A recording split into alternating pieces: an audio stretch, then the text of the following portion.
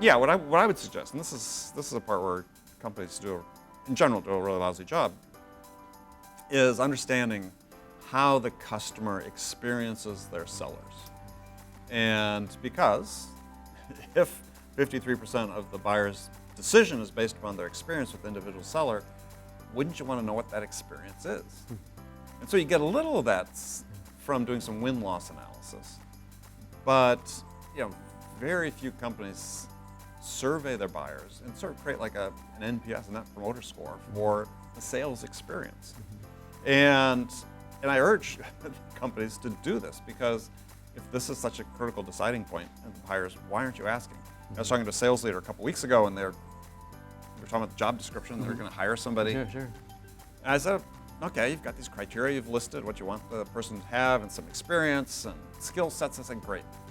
So, have you ever talked to a customer about what they need from your salesman? Right, exactly. It's a blank stare. Right. What?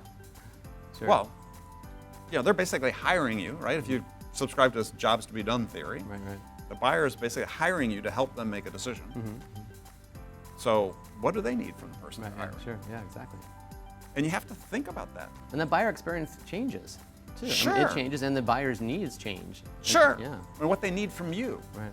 So think about what are buyers trying to accomplish, right? When they're setting out to make a decision, what are they trying to accomplish? In the buying journey itself, it's not about the outcomes they achieve. I'm talking about they have a job, they have a side job. We're supposed to make a decision to buy X, right? So their job is, I want to quickly gather and make sense of the information I need to make an informed decision with the least amount of my time, attention, and resources possible. Right. So that's your job as a seller. Are you able to help them accomplish that? So what do you need to be in order to help your buyers do that? And so few organizations, like I said, actually go out and talk to their customers and say, well, how can we do a better job helping you? What do our sellers need to have? Right. Sure. Because, let's see, Forrester put out a report. 80%, I referenced this in my book, 80% of CEOs or C-level people say there's no value in their interaction with salespeople.